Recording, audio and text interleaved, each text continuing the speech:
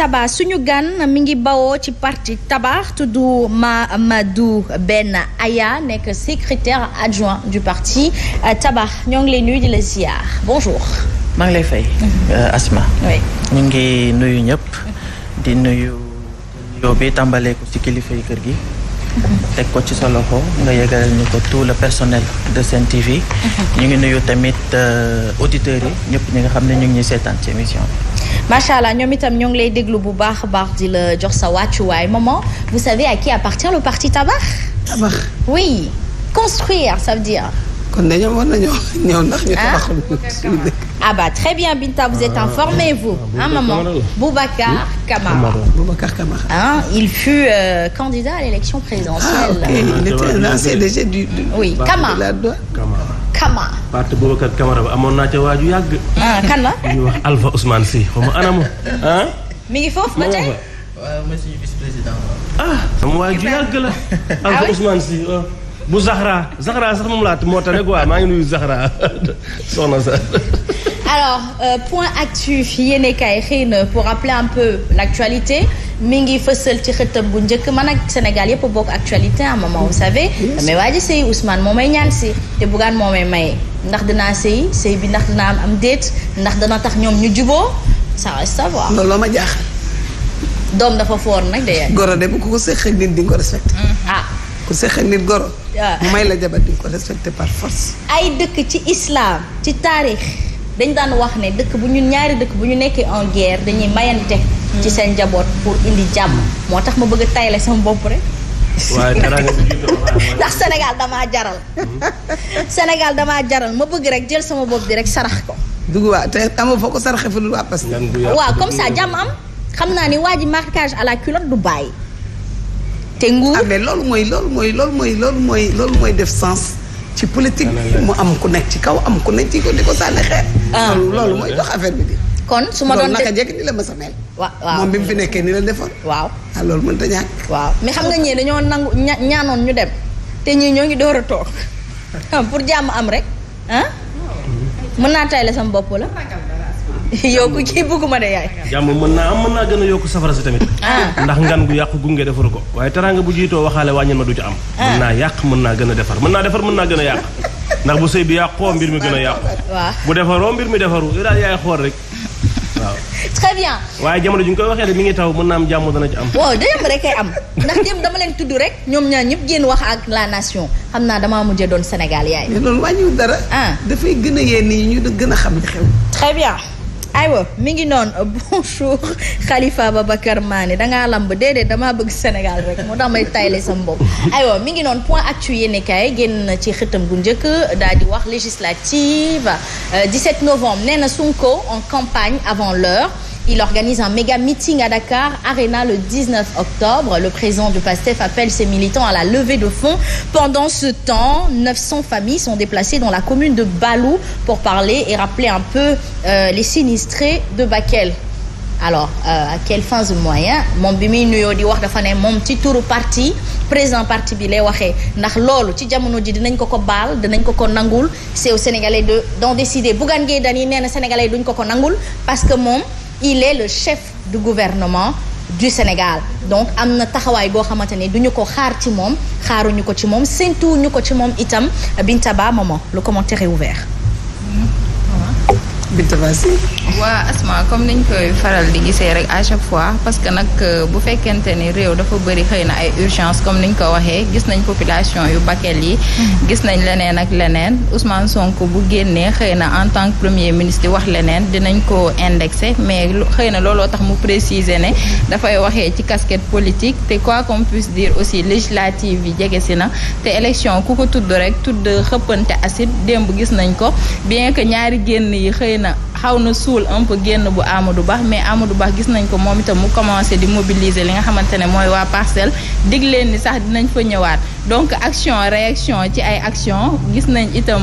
niñ koy waxte Ousmane Sonko tamit génn wax ak ñi nga xamante ne ñoo di ay ndawam gis nañ tamit Bougane génn donc ku ci nekk ci ñoom rek Asma je pense que yaa ngi jouer pleinement ce rôle parce que itam nii la réew dafa war a am ñi nga xamante ne ñoom ñooy gouverner am ñi nga xamante ne ñoom ñooy opposé wu te nag le 17 incha allah ñëw na ba pare population bi dinañ tranché ñi majorité lañ bëgg ñële bëgguñu leen jox majorité ku nekk étalé nga sa ay raison donc le 17 rek incha allah nit ñi daagu ndànk dem votel ñi nga xamante ne ñoom la ñu wóolu Asma. mais en ce moment il n'y a pas de pré-campagne au Sénégal et que campagne électorale bi dina door le 27 octobre bi ñuy dëgmal donc am na ci ay taxawaay est-ce que teelul ñu gis ne langum politique bi commencé na xaw jaxasoo nit ñaa ngi génn di sànnante bal et cette double casquette on en reparle double casquette Sénégal maman j'ai comme l'impression que moo xam ki ko am ak ñi ko war a comprendre il y a un fossé dans la transmission de l'information est-ce qu'à l'heure où Bakel et sous les eaux 900 familles lu toll ci 900 familles yaa ngi dégg maman ñoo ngi génn seen ay kër ndax ndox ma fa dugg yàq-yàq yi fa am ay tool lu toll ci 45 hectares terre cultivée ba noppi tool yu yàqu yaa ngi dégg yaay booy est-ce que war nañ mën a gis suñu premier ministre quelle que soit sa deuxième casquette sortir pour faire de la propagande politique. mais xam nga da ngay am impression que dañuy jaawale vitesse et précipitation. dafa am loo xam ne fi ñu toll nii bu dalee Sénégal bu dalee Kolda Kédougou fu mu mën a dal Bakel ak fu mu mën a doon yow ci nga bokk. tu te sens impliqué. li ñu war a def mooy unir suñu ay forces ba am solution je le disais la semaine dernière ma ne leen dañuy war a def c'était mardi ñu ñëw ci solidarité d'ailleurs mooy suñu thème bi ñu war a continuer. que nañu génn interpeller tous les Sénégalais. yow mi premier ministre ou bien le président may génn ni kuy sénégalais. te am matelas indil soo amee dund indil soo amee dara indil loolu moo war a nekk nii. actuellement waa Bakel ci li ñuy dund loolu moo war a nekk thème bi ñëpp di waxtaanee parce que xamuñu fan la yem est-ce que du jaar ci du yàq barrage de Manantali bi on ne sait jamais bu ko defee mu jëm Ndar parce que nag il faut prévenir mieux vaut prévenir que guérir justement buñ ci jëlul léegi ay dispositions mën nañu dem ba mu ëpp ay loxo fekk c'est trop tard mën na ëppi ay loxo Boubacar Camara dañoo dégg ni moom dafa rejoindre l'actuel pouvoir avec tout ce qui s'est dit dans le passé. Donc effectivement Boubacar Camara on va dire que dañuy wax ni dafa retrouver wu encore avec Pastef parce que au début à ses débuts dans la politique donc il était avec Pastef donc il a cheminé avec Pastef en 2019 il était le directeur de campagne de Sonko président en 2019 donc ces deux partis qui se sont toujours qui ont toujours cheminé ensemble. bon jégalul de. waaw amul benn problème. ñoo cheminé ensemble. waaw donc bu mu dooree accident d'accord bu muy door a dugg ci politique bi mu ñibbisee Sénégal dafa gis benn jeune bi nga xam ne il portait le bon combat benn jeune bi nga xam ne li muy xalaat yépp jeune boobu moom lay xalaat et il avait moom moo amoon discours bu baax bi. donc bi mu gisee lool ci Ousmane Sonko bi ñuy préparer élection bi ñu demee parrainage tout le monde ñëpp dañoo wax ni. ku jàll ci parrainage bi yow la ñuy jàppale. donc yàlla def ñoom ñëpp ils sont jàlluñu en 2019 Sonko rek moo jàll parrainage donc moom il a tenu sa promesse mu dem rejoindre donc ils ont cheminé ensemble. à un moment ñu am benn séparation parce que bon politique noonu la da ngeen di ànd bu amee ay quelques divergences. séparation day am mais bon y a jamais eu fondamentalement différence su vision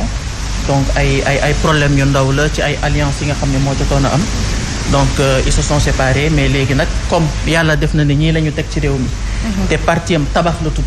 bind na benn livre bi ñu woowee construire le Sénégal du futur naka la ñuy tabaxee Sénégalu ëllëg. comme ñi fi nekk nag teg nañ leen ba noppi da ngay choisir est-ce que da ngay ànd ak ñuy jox nguur gi pour tabax Sénégal wala da ngay dem ci opposition bi pour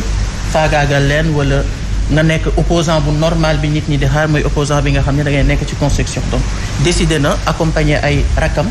Ousmane Sonko ak Bassirou Diomaye Faye pour dimbali leen ci seen liggéey parce que liggéey bu metti moo nekk seen kanam. mais à vous entendre 2019 la fa am duut ne alliance c'est juste une alliance politique c'est pas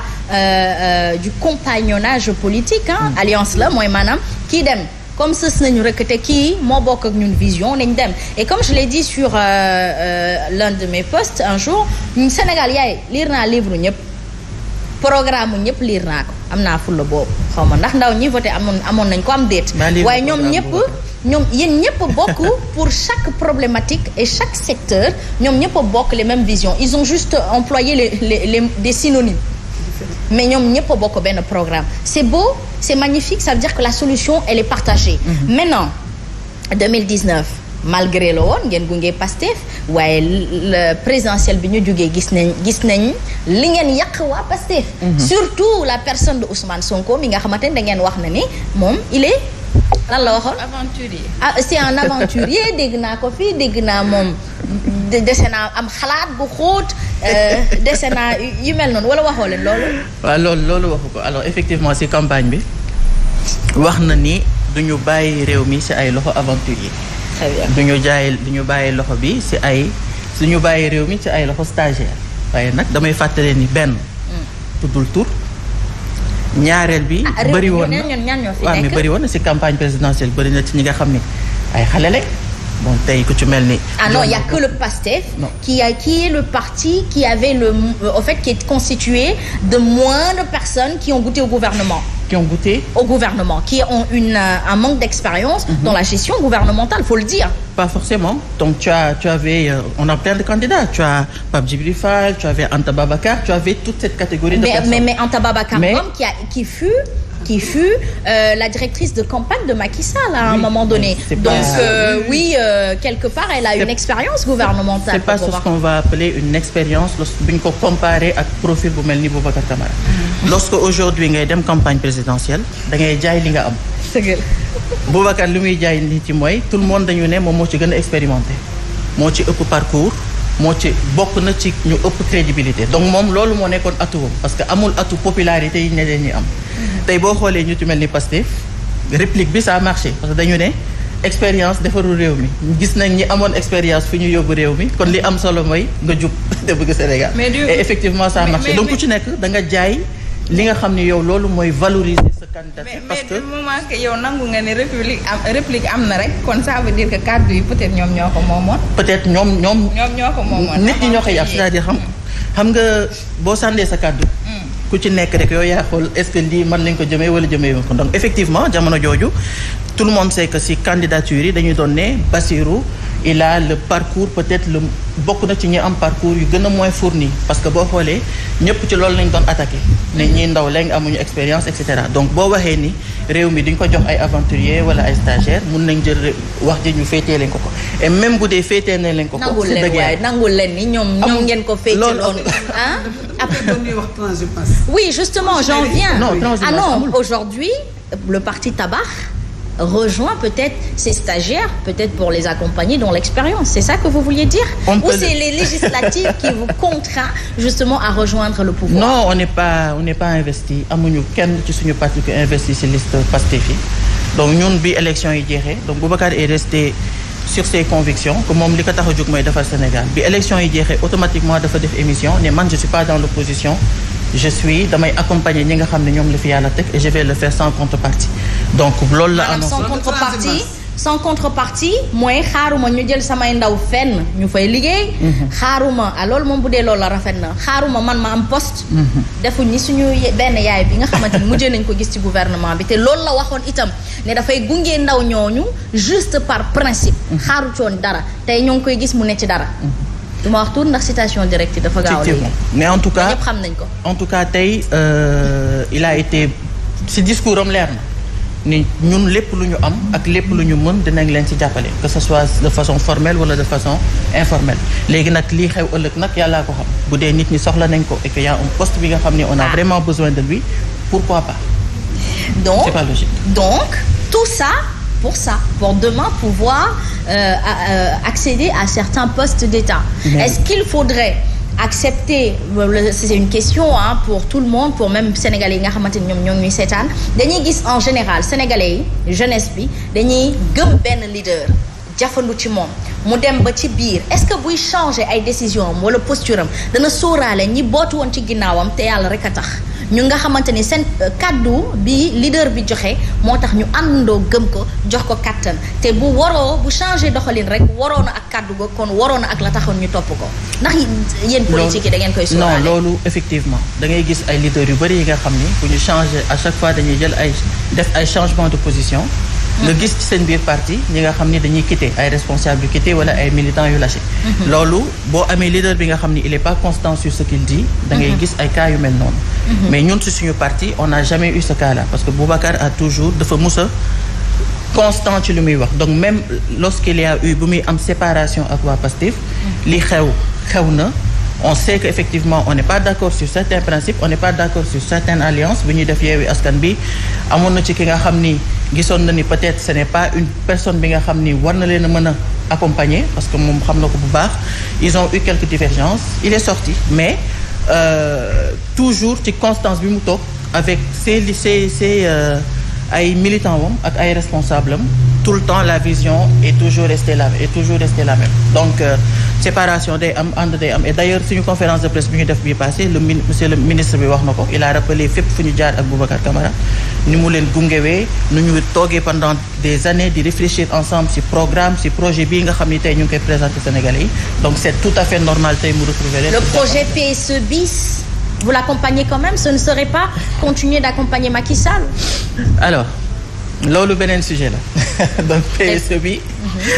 alors le PSE mënuñu comparer li nga xam ni jot na am ay réalisation ba pare mu am échec bu manifeste ba ñëpp gis ko. ah non le PSE a eu des réalisations mais magnifiables. avoir des réalisations ça veut pas dire avoir réussi ce qu'ils nous ont promis le PSE plan Sénégal émergent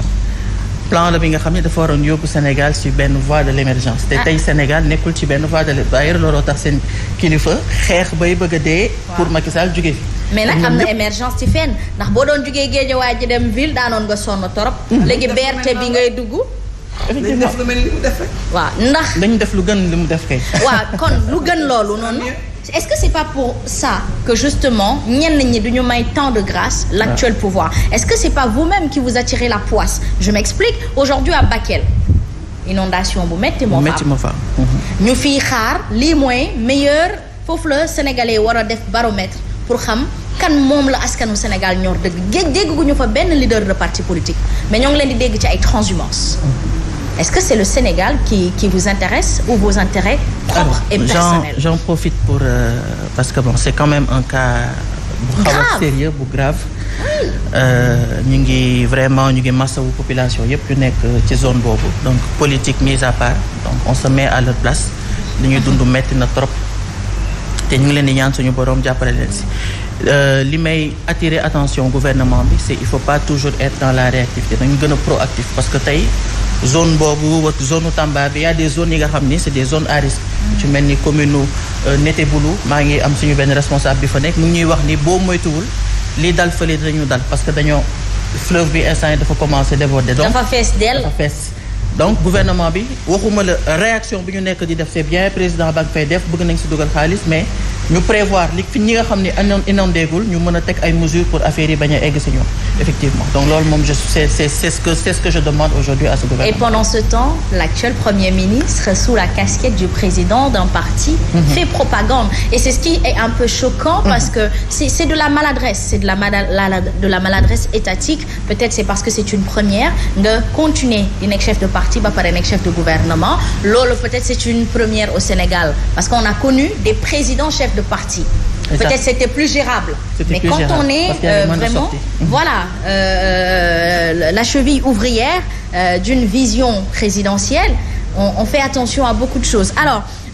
donc vous rejoignez le PASTEF vous allez accompagner le PASTEF vous allez battre campagne pour le PASTEF lors des prochaines législatives peut-être au prix d'un poste épousant vos cursus au sein de Tabax. waaw les nit ñi dañoo obnubilé par cette affaire de poste c'est normal parce que dañoo yàgg gis ay alliances yi nga xam ne affaire de poste moo ko lié mais aujourd'hui ce gouvernement dafa soxla force vive les personnes yi nga xam ne vraiment mën nañ leen dimbali parce que liggéey bi nekk seen kanam ils peuvent pas le faire seuls tous les secteurs sont en souffrance génnee nañ fi ay audits gis nañ fi ay chiffres donc ils ont besoin d'aide et ils ont besoin de toutes les forces vives de la nation tey kenn ku mel ni Boubacar Camara aujourd'hui c'est un consultant international il conseille les présidents lorsque aujourd'hui le Bénin a eu des problèmes pour seen port mu mën a performant moom la ñu jël ñu créer benn poste de DGA li nga xam ne existé wul woon ñu jox ko pour mu relancer port bi ba aujourd'hui c'est l'un des ports les plus performants en Afrique et aujourd'hui ku mel noonu nekkoon directeur général des douanes nekkoon secrétaire général d'un ministère dirigé na fi Air Sénégal nekkoon PCA il a beaucoup de compétences et des compétences transverses yi nga xam ne ñëpp nangul nañ ko si aujourd'hui il peut aider le gouvernement donc comme je le dis de façon informelle ou de façon formelle c'est tout à fait normal et logique aujourd'hui mu tax am taxawaay boobu maintenant dina am poste wala du am poste loolu nekk suñu kanam la mais ce qui est sûr aujourd'hui li mu yàgg wax mooy dinaa accompagner sans contrepartie je n'ai rien demandé j'ai pas demandé d'être investi dans des listes mais li ma xam ak li ma mën yëpp dinaa ko ci def. Très bien, je vous prends au mot. On attend de voir la présence de votre leader à Bakel. J'interpelle tous les leaders de tous les partis du Sénégal. Bu dee Sénégal rek moo leen ñor da ngeen war a jamono ji ci waxtu wii ñuy waxtaanee jël yoon wi dem Bakel. taxaw dooleel nguur gi parce que man je suis pas contre ñuy dooleel nguur. ndax boo ko dooleelee rek sa askan nga dooleel léegi nag quelles que soient les divergences d'idées d'opinion yi nga am ak moom sénégalais bu nekkee ci soxla. ki nga dénk bu fekkee ne da ngaa gis ni dafa tëlee da nga koy gunge donc on attend là-bas tous les leaders de tous les partis en partie en commençant par gëm sa bopp dañ la daan gis ngay tibb tànk ñoo ngi lay xaar foofu ci tibb tànk boobu ci tibb ban ndax foofu jamono ji ban moo fa nekk ndox mi fees na dell di masaw bu baax a baax ñi nga xamante ni ñoom ñoo dëkk ci diwaanu Bakel di leen masaw bu baax a baax ndax wàcc sa kër baka ak ndox mi ragal ñii seen poste téléviseur dina yàqu ñii seen ay yére dina yàqu ñii seen dund gi ñu jëndoon dina yàqu donc loolu yëpp bu ñu ko xalaatee rek en tant que être humain dañuy compatir bu baax a baax ci li leen dal di ñaan sénégalais yëpp def ko seen yëfi bopp bu ko defee ñu mën a dimbalante ci suñu biir yaay booy qu'est-ce que c'est que la solidarité. mooy ce que vous venez de dire mooy dimbalante. nga jeexale foofu laay tàmbalee. solidarité mooy jàppalante. Sénégal c'est un pays de la teranga. il faut que nit ñi xam ne jàppalante jot na sëkk. na ñëpp jóg ñu sont nos forces li may wax ne bu ñu wax sax parti politique parce que du parti politique du politiciens yi rek ñoo fi tekki dara mais am na fi ay sénégalais yoo xam mosuñoo am benn poste dugguñu ci politique defuñu ci dara te ñi ngi am teraanga di teral nit ñi pourquoi mun ñu leen woo ces forces vives de la nation ñu woo leen doomu Sénégal yi am teraanga te liggéey ñaqal seen bopp ba am teraanga parce que taxawal na dara ci réew mi xanaa xamoo ni bokk ci coow li xam ni xew a ko gën nit ñi dañuy coow nii di wax rek mais dafa am loo xam ne da nga war a imprégné wu ci réalité Sénégal ñi nga xam ne dañu nekk ay facteurs de développement créer ay entreprises employer ay sénégalais di leen fay. am loo def ci sa réew. parce que di tuddoo réew mi am loo def ci réew mi moo ko gën. mais ñi nga xamante ne taxawal nañ fi di ay sénégalais que ñuy jàng que ñu bañ a jàng que ñu politique wala ñu bañ a politique tekki dara ci réew mi nañ leen di woo ñu jàppale leen parce que wàllu ku mënul sa bopp dara. moo koy def te lii baat bu dagg la tiiñ na docteur li nu war a def mooy woote wàllu ñëpp ñëw parce que yow rek mënuloo ko def am na ñoo xam ne que am nay camion ñu am na ñoo xam mën nañu indi suuf ñii mën nañoo indi ay saaku ñii mën nañoo indi dund ñii mën nañoo indi fu ñu tëdd nii mën nañ leen jàppale déménager leen dem beneen dëkk maasale defar ba mu baax ñu teg leen fa mais bu ñu toggee ñoom rek ci seen doole ba li may wax barki dem leen administrative lenteur yooyu mooy topp nit ñi parce que mënuñu xëy rek benn force armée dem defar foofu il faut mu am l'aval du ministre wala seen directeur général wala seen DAGE wala keneen ak keneen courrier boobu bala muy egg ba ñuy dem foofu kañ lay pare armée bi mën nañu am ay tentes am nañu ay bagages am nañu ay comment on appelle seen lal yooyu kii comment dirais-je xamatu nu mu tudd. mergadu du mergadu am nañu ay genre lipido la tudd xaw ma. ces genre de lits là avec des petits pieds. am nañ foo xam ne bu ñu demee maasale ci dëkk yi boo xam fu ñu mën a jël maasale ko ak suuf def fa ay tentes tegal leen fa lal yi. mën nañ au moins secours la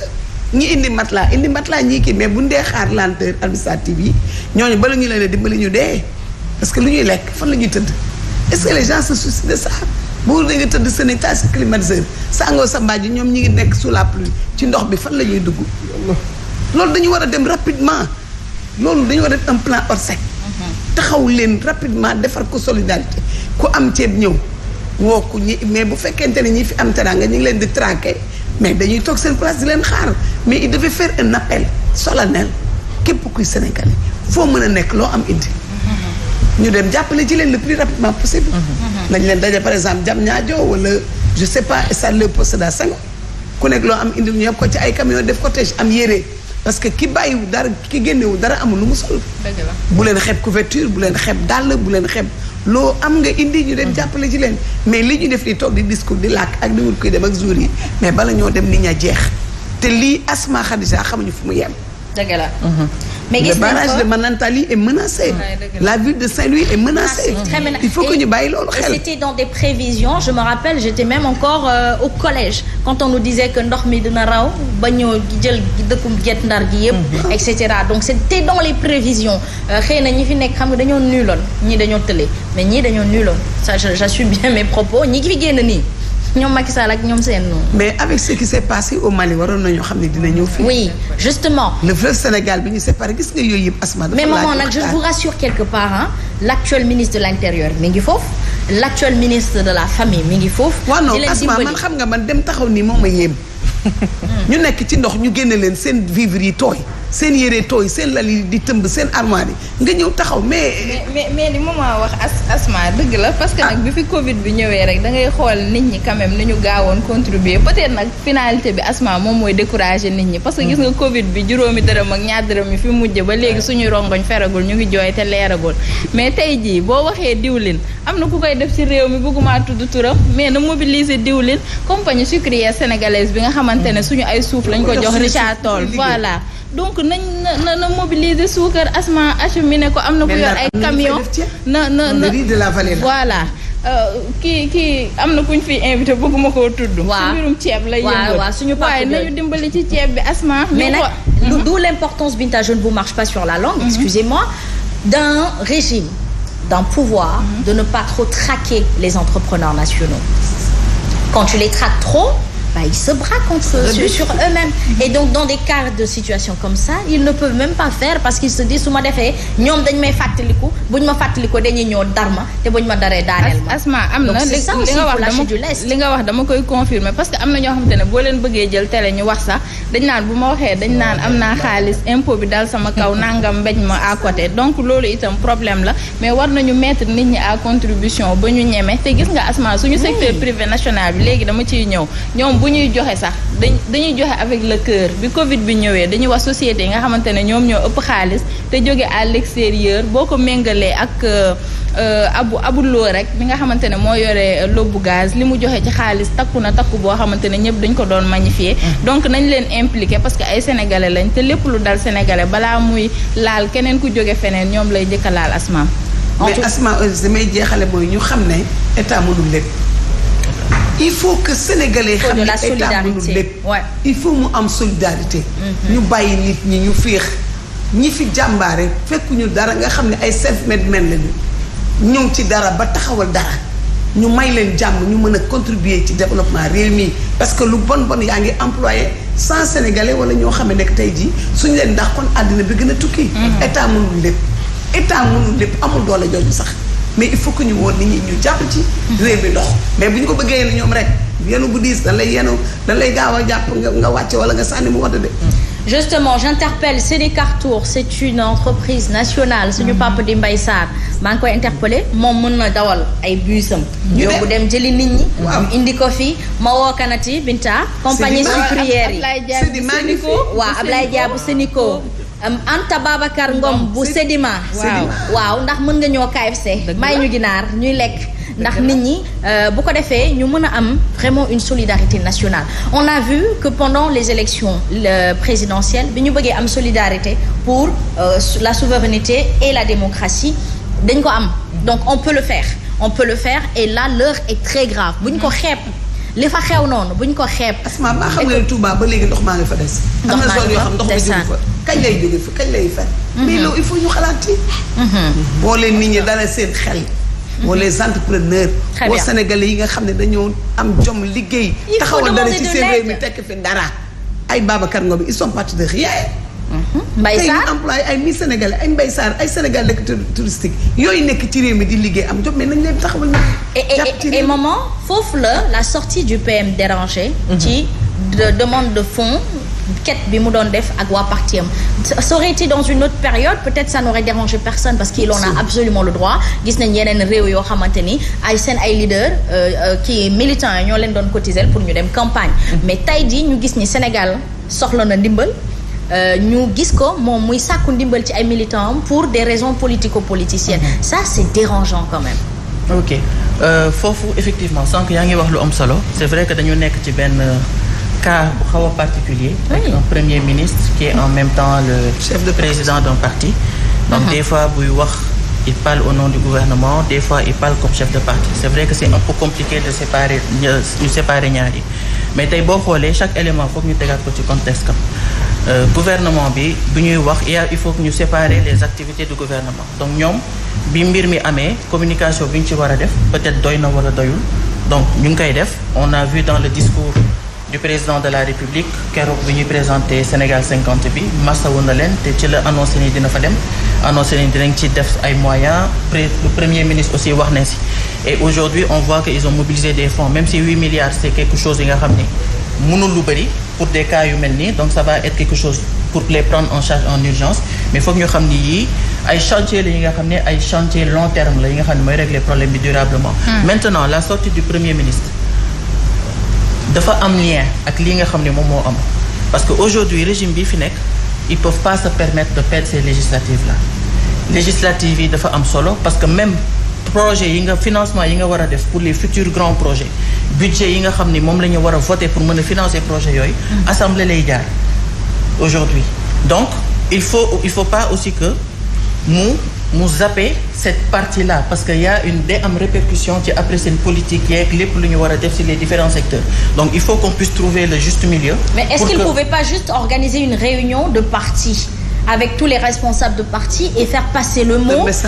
bu ko defee ñoom ci suuf ñu def ko mais cette déclaration officielle aux yeux et aux yeux de tous pendant que une partie du pays est en pleurs et SDF. Après sur les modalités effectivement donc sur le fond il faut qu'il continue le combat politique parce que am na enjeu législatif mais d'accord sur les modalités peut-être que vu le contexte on aurait pu voir naka lañ koy defee mu gën a voilà mu gën a rafet bu gën a rafet mais c'est un point de vue et mën nañ leen ko nangu. Merci beaucoup en tout cas maman donc nañu solidaire. waaw nañ jàppalante. Très bien nañ leen jàppalante Sénégal du teranga la ku ne sa morom dimbali ko te les temps sont durs hein. dëgg la la vie est très chère. maintenant le panier de la ménagère kenn attanu. Très bien leen ci bàyyi xel. Très bien c'est important alors actualité parce que ki kan la fi muy laal man daf may jooyloo parce que dama ko bëgg def ko royukaay moom tamit royuwaay donc Pa Ousmane je vous prie de finir avec vous Binta Ba ñu continuer rek on est déjà dans l'économie alors focus sur le rôle important que doit jouer le secteur privé national dans l'économie bien sûr nous l'avons interpellé l'actualité économique de quelques pays et peut-être certainement le FMI. mi ngi noonu Asma donc dañ koy tàmbalee rek ak fi nga xamante ne foofu nga ko yëkkatee nag Asma muy secteur privé national parce que réew bu am secteur privé bu dëgër rek boo tëddee da ngay nelaw ndax catastrophe bu mu amee ak lépp lu mënti doon ñoom ñooy mobiliser xaalis bu bëree bëri daal dee lay wàllu donc ci noonu nag ñu ci bëri seen ay doomu réew la ñuy gën a privilégié que ñi nga xamante ne ñoom ñooy jóge à l'extérieur ñëw donc nag Asma Sénégal tamit dafay gagné bu baax a baax bu renforcer li nga xamante ne mooy les entreprises non seulement dina régler ay problèmes yu bari mooy absorber quand même ñi nga xamante ne ñoom ñooy ñëw sur le marché du travail bu ko defee Asma ku ci am salaire rek am pouvoir d'achat te loolu boo ko defee xëy na di nga calmer sax jeunes yi parce que ku xëy Asma am occupation am loo liggéey di nga tal leneen xëy na lu dul nekk ci di xiiroo ka ngaayoo donc ay problèmes yu baree bari la ñuy régler bu ñu créer des emplois mais gis nañ ni nag metti na parce que des entreprises dañuy nekk en faillite wala Asma ñoo xamante ne dañuy lagga-laggal rek seen santé économique demeewul noonu bu baax a baax ba souvent liggéeykat yi fa nekk dañuy sonn donc nan la ñu war a def vraiment pour entreprise sénégalaise yi retrouver benn santé économique ba ñëpp trouver seen épanouissement ba sax yeneen entreprise yu bees am may sa baabu moom moo ñu defal jàngat bi bu élément bi yembee dañuy ànd ak tonton Mame Sidi ak tonton Ma ba dem jëli élément bi desiwaat léegi sur le plateau. Le privé sénégalais est un pilier fondamental du dispositif Vision Sénégal 2050. D'après le président de la République et même le Premier ministre, le secteur privé national doit participer effectivement dans l'élaboration de cette stratégie, surtout avec le PAP 3, où on prévoit quand même un financement de ce secteur privé de 4 000 milliards, mais aussi avec le budget, avec les investissements publics. L'État du Sénégal compte effectivement en tant que moteur de l'économie s'asseoir sur ce privé national. Mais il faudra l'accompagner. Pour réussir ce pari, l'accompagner en lui donnant, comme le font les Marocains, une banque d'accompagnement, comme le font les Turcs et les Chinois. L'accompagner donc sur le plan financier avec, par exemple, des lettres de confort, des lettres de garantie qu'on appelle la garantie souveraine de l'État. Et en plus de cela, l'État, bien sûr, mettra à chaque fois une avance conséquente pour justement aider ces entreprises privées-là à faire le travail. Donc, je crois que c'est une chance, en tout cas par rapport au discours qui sera donné à ce privé national qui, c'est vrai, manque souvent de métiers, manque énormément de moyens pour financer de très grands projets, mais avec des jeunes ventures, on peut effectivement accepter l'association de ce privé national avec des étrangers, avec des investissements étrangers, et donc profiter justement de ces contrats-là pour un transfert de technologie. Et donc, mi ngi noonu Asma ñun ñoo ko gisandoo nee na nag bu ñu bëggee rek am secteur privé boo xamante ne bu wóor lay doon il faut nag état bi daal di accompagner ñi nga xamante ne ñooy yor entreprise yi fii ci Sénégal loolu nag da koy dooree ci créer benn banque boo xamante ne moom moo leen di gunge à l'image de dëkk bu ñu jege muy Maroc nga xamante ne léegi ñëpp dañ koy citer en exemple ci économie bi ni mu taxawee ak nag seen koom ni mu développé mais itam yemu ci ba ci Turquie yi jamono ji nga xamante ne ñoom itam Asma Turquie moom buñ ko tuddee rek ñun Sénégal xam nañ ni Erdogan moom battre na record ay visite parce que bi président Macky Sall nekkee ñëw na fi 6 fois te gis nga entreprise turque yi vraiment marché yu bëree bëri au Sénégal ñoom ñoo ko yoroon dernièrement mais itam kazalika comme ni mu ko waxee ñu jël exemple ci chinois yi moom Asma gis nga ni ñuy yàqee koom-koom buñ duggee Asma dañ lépp la ñuy yàq donc daal nee na nañ leen jàppale bu baax a baax bu ko defee ñoom itam ñu mën a dëgër bu baax a baax mën nag di jàppale état bi leneen loo xamante ne Asma bu ñu tuddee entreprise sénégalaise yi mën nañ ko tudd mooy dette intérieure bi souvent aussi bu ñu amee ay marché état bi da leen di yoreel xaalis te souvent nag pour mu fay leen ko day fekk ñoom itamit seen ay fournisseur wala ñeneen ñi nga xamante ne ñu ngi liggéey ak ñoom dañ leen di taxaw leneen loo xamante ne Asma mën nañ ko itam jooyanti ci suñu ay entreprise mooy fexe nag ba créer par exemple ñuy jéem dem ci création xool vraiment gis nañ Serigne Mboup indi usine boo xamante ne dañuy monter ay voiture mais dem ba mën a defal suñu ay oto bopp suñu ay téléphone bopp bu ko defee boobu man financière di génn yëpp Asma mën a des ci biir réew mi. Allez, on va à la découverte de ces endroits choisis. waaw kay bu yembee ñu dem desiwaat léegi sur le plateau. Dakar daal day nay dalloo niki fukki fan ak benn ci weerum octobre lii ñuy woowee ram bu njëkk nag ci deuxième phase bu train express régional ñu gën ko xam ci TER deuxième phase bi nag war a jógee ci nag Diamniadio war a dem ba aéroport international Blaise Diagne ñu ngi nag wax ni liggéey yi moom dina jeex ci second semestre ci atum 2025 fële ca Burkina Faso nag njiitu réew bi nee na dina supprimer permis d'exploitation yi nga xamante ne société yi faree ci bitim réew dañuy ñëw di exploiter ci biir réew mi bu yàggul dara sax ci weer bu juillet defoon nañ nag li ñuy woowee révision du code minier Ibrahima Traoré moom nag nee na rafetluwul ay sociétés yi nga xamante ne dañuy jóge ci extérieur ñëw di exploiter or bi te doomi réew yi mën ko def ba jonni yàllay tey nag waxuñu yan entreprise rek la ñuy aaye exploitation mais wax nañ ni yenn ci ay information dinañ ko fësal ci lu yàggul dara. aywa mi ngi noonu Asma raamu TER bi nga xamante ne moom moo war a jógee fële ci Diamniadio dem ba aéroport nag dalloo nañ ko niki le 11 novembre fële ca port autonome bu Ndakaar donc nag Asma ñun ñoo ko gisandoo mais jamono ji ñuy àddu nag mënuñoo wax ci TER bi te xëy na duñu wax ci jafe-jafe yi nga xamante ne usagers yi dañ koy am maman kenn umpalewul ni taw yi par exemple def na fi ay dégâts Asma te léegi fi nga doon xaar peut-être benn 15 minutes benn 30 minutes ngay xaar donc am na ay jafe-jafe yoo xamante ne Asma balaa ñuy dolli tamit nañ ci bàyyi xel bu baax a baax parce que TER bi moom bu yóbbootul nit ñi rek nit ñi dañuy delluwaat jël seen ay oto te embouteillage yi dafay gën a bëri retard ci entreprise yi gën a bëri bu ko defee ñuy perdraat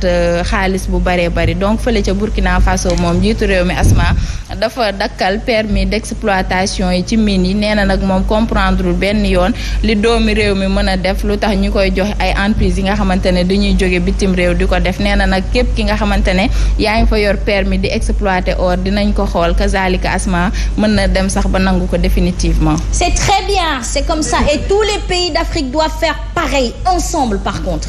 Ils doivent faire pareil mais ensemble.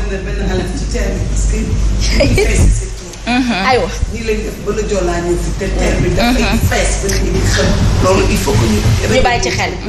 Très bien, rapidement votre contribution. ok donc par rapport ak économie bi. donc sujet bi intéressant na donc lépp li nga xam ne mooy secteur privé national. donc yaakaar naa diagnostic boobu moom ñëpp def nañ ko le secteur privé national au Sénégal est très très très faible. te régime bi fi jógee sax effectivement identifié woon nañ ko ba dañuy waxoon dans le financement économique bi dañuy am 70% privé 30% public. malheureusement dañoo def le contraire. te tey moo ñu indi ci goutte bi nga xam ni moom la ñu nekk donc effectivement il faut que tey ñu am benn économie bi nga xam ne dafa endogène donc avec des entreprises yi nga xam ne ay entreprises nationales lañ entreprises locales tey boo xoolee le ministre de l'industrie actuel bi mu dooree falu dafa def touru Sénégal xool entreprises yi ci rapport bi mu ne on a plus de 300 entreprises industrielles yi nga xam ne dañoo tëj entreprises yi ñu daan dégg yépp dañoo gis ne dañoo tëj et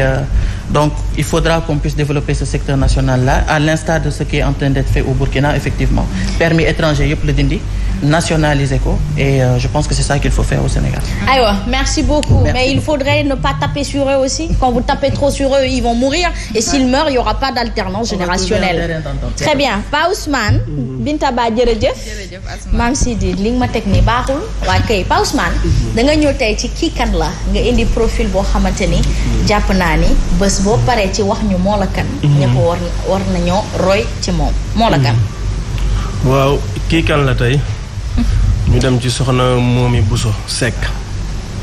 soxna Momy lañ indi tey ci kii kan la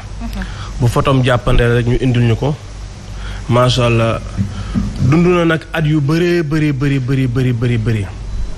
ci baatin njariñ mooy dund at yoo xam ne dootoo fi jógeeti ci baatin soxna Maam Jaara 33 ans la dund mais kenn dootu ko fàtteeti ndax njariñ yim fi wàcc soxna Momy at ya bëriwul ci zahir mais at ya bëri na ci baatin ndax kenn dootu ko fàtte soxna Momy bu ñu lay wax mooy kan jarul ñu lay wax ci lim def teraanga ci réew mi ndax ñépp xam nañ ko koo xam ne nii mën ngaa ñëw ci moom wax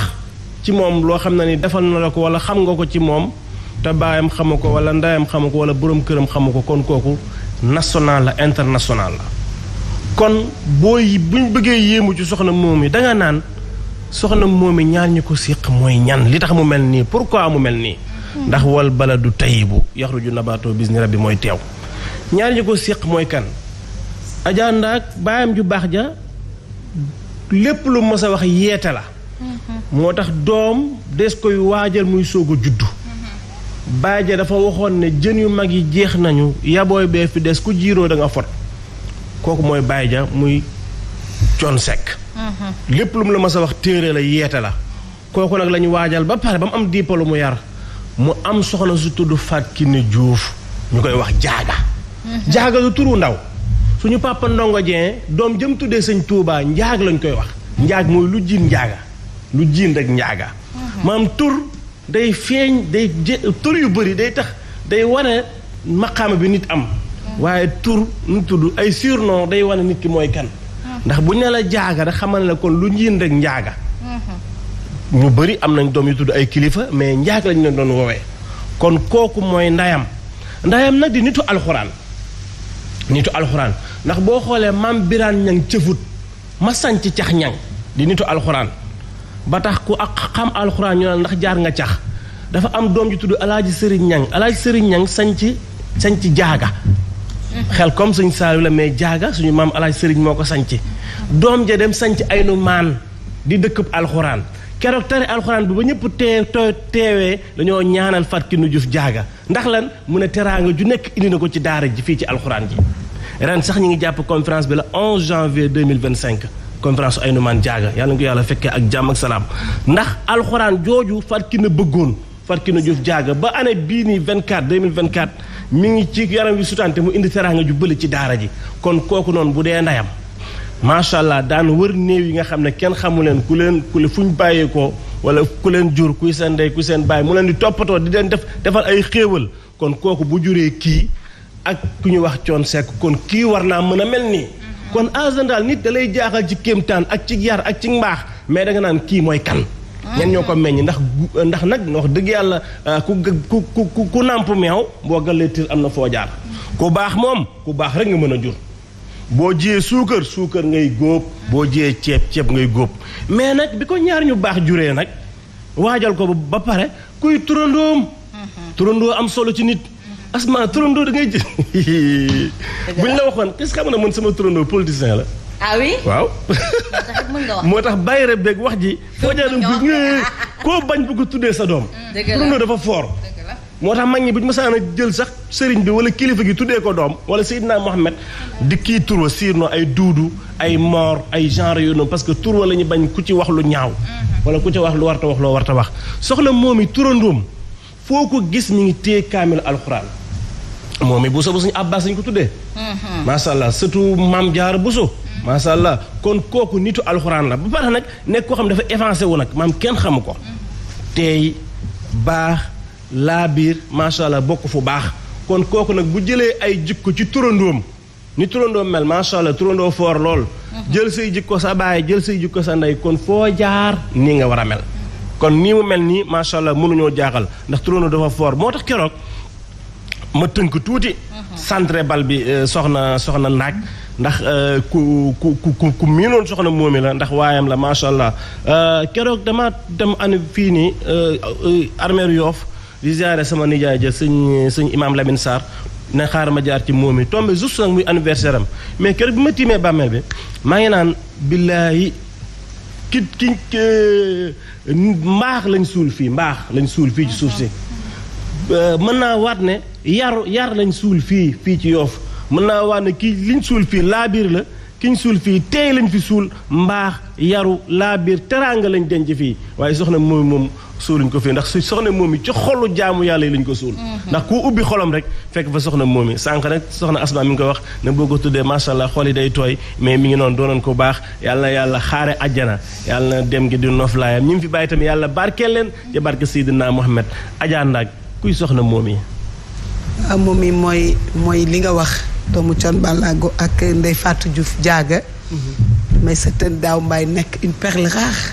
macha allah yàlla ba ko ca jiitu ci bàmmeel. yal na ko yàlla àtte cër ma dem yal na ko yàlla xaar àjjana. nekk une dame de fer une grande dame. grande dame nag nekkul ci takkaay nekkul ci yére. nekkul ci juddu ci jikko lay doon. mu nekk xale elle est partie à la fleur de l'âge mais fexe ba marqué empreinte am bàyyi fi dara. mooy lan moo tax mu marqué empreinte am li tax nit ñi xam ko mooy c'est l'épouse de Bougane Gueye Dany. moo tax nit ñi xam ko. mu marqué nag empreinte am ci vie borom këram. assisté ko taxawu ko. nekk soxnaam nekk yaayam nekk compagnam nekk wétalam nekk xaritam. loolu li ñu ci war a jàngee ci li nga ko jël mooy. ban taxawaay la jigéen war a am ci borom këram. loolu la ñu war a jël. li nga war a jël ci moom mooy naka la ñuy waajalee doom ba bu ëllëgee mu mën a nekk. lu jariñ société am loo xam ne royukaay lay doon. loolu mi ngi dem ca jëliñu jabar ja ca tànneef fois parce que Ndeye Fatou Diouf li tax yaa ñu ko wax Diaga. bàjjanam bi ñu ko tuddee moo tudd Fatou Diop Diaga. Fatou Diop Ali Ngoné mu Diaga jaayam moo tudd Diaga. ñu tuddee ko Fatou Diop Ali Ngoné di ko dàkkantale Diaga bi. pour mu gàtt gën a neexal. parce que doomu Ndar ñoo mën a neexal tur. mais li ma la mën a wax daal mooy li ñu war a retenir ci moom li ci ëpp solo. mooy éducation qu'elle a reçue de sa mère. loolu mooy li ñu war a waajalee doom. ndax kan ngay jël ba bu ëllëgee nga am ca royukaay. doom nday ja da ca foor. merci. yàlla nga ko nàmpalee da koy xool bi ci des mooy. bi ñu ko yaree ba mu màgg face à la société. ban attitude la am. la épouser ba mel ni mu war a mel. parce que génn na bàyyi fi ndey mag bàyyam jàngi. kon kooku lañ ko yoroon mu nàmp ko ca ndeyam ma ngi koy topp fu mën a jëm. bi mu ñibbisee yàlla may ko borom kër mu ànd ak moom fexe na ba def ci loo xam ne ku koy naw ci diggante ak borom kër nga ko nawee. ci def lu baax nga ko nawee. ci nekk ci suuf jëkkëram boole ko ak discrétion ak humilité. mais c'était Ndao Mbaye yàlla na xippee àjjana. amiin waay yal na ko yàlla yërëm ak néewu jullit yëpp bi jaay Nabi Moustapha mais daal booy jël moom yi di ko roy di nga ko roy ci lu baree bare. jom ja fit wa li mu feebar yëpp tëddul. mënoo xam ci mu mënoo ko liir. kii moom dafa feebar. mësul chiffonné. macha allah laaw la ca sama doom ji mësul baisser les bras. non jamais. elle n'a jamais abdiqué. elle s'est battue jusqu'au son dernier souffle. nit la bu am taxawaay boo xam ne yal na ko yàlla yërëm. yal na ko yàlla xare àjjana yal na ni taw di wàccee di meññal suuf yal na duggee noonu aljana di continuer wéy wu rafet bi nga xamante ni moom la dimbalee jaam yi tuuti dundu gàtt fan te jëriñ aw askan loolu mooy réussite dans une éducation parce que chaque être humain doit être le bien de sa patrie, de sa nation et de son peuple. Et cette éducation, beaucoup l'ont raté. Donc, suñu yaay di jaaga moom itam yal na ko yàlla xare àjjana yu gën a kawe yal na yàlla boole leen ñu ñettoo ci biir àjjana yu gën a kawe ndax Papa Thione fexe na ba képp ku mu jur mokkal nga alxuraan kon nag am na ca kër yi ñoo wax ne ku fexe ba sa doom mokkal alxuraan rek am nga ko ci àjjana kon nag yal na yàlla dëkkal leen fa bàyyi ñu ak seen ndimbal bàyyi ñu ak xolu muñ yàlla kàttanal ñu ndax ñun man moom ça m'est difficile de parler d'elle franchement parce que ça m'affecte donc waaye yàlla bu soxlaa ñëppay nangu yàlla rek am kàttan boobu jërëjëf macha allah maa ngi tëjee foofu macha allah di wax joyeux anniversaire ku baax ku laabiir ku am fulla ku nangoo liggéey l'homme de biscuiterie muy Mohamed Djibril Wade yal na yàlla guddal sa fan ci barke Seydina Mohamed kenn du yow ba àllarba ak jàmm incha allah ci suba teel incha allah benn tabax jërëjëf amoon na solo Asma ñu joxante rendez-vous ba samedi incha allah incha allah rabi waa sama yaay yaa ngi jooy sa doom ji yal na yàlla may la kattan amiin amiin ndax muñ moom kattan a koy def yal na yàlla may la ko damay tàggatoo gan gi ndax sama yaay dafa nekk ci émotion alors merci beaucoup. Merci. Le parti Tabac donc va accompagner l'actuel pouvoir. Oui. À ses risques et périls. À ses risques et périls. Donc ah bon? On va assumer quels que soient les résultats. Très bien, merci beaucoup. Aywa, Yaay Boy, merci. Merci à l'équipe technique, Mam Sidi Diop, merci beaucoup et bonjour. Au passage, merci à tonton Maba. Merci à Nabou Ngom, sama doomu baay bi sama rakk ju baax ji nga xamante ni mi ngi fële ca Seneweb. macha allah moom moo gunge suñu gan gi rataxal ak yombalal coordination dans l'invitation merci beaucoup moom itam yal na yàlla kattanal ko alors chers auditeurs téléspectateurs vous et moi on se retrouvera demain inchallah mais le programme se poursuit sur la chaîne Leader donc bonne suite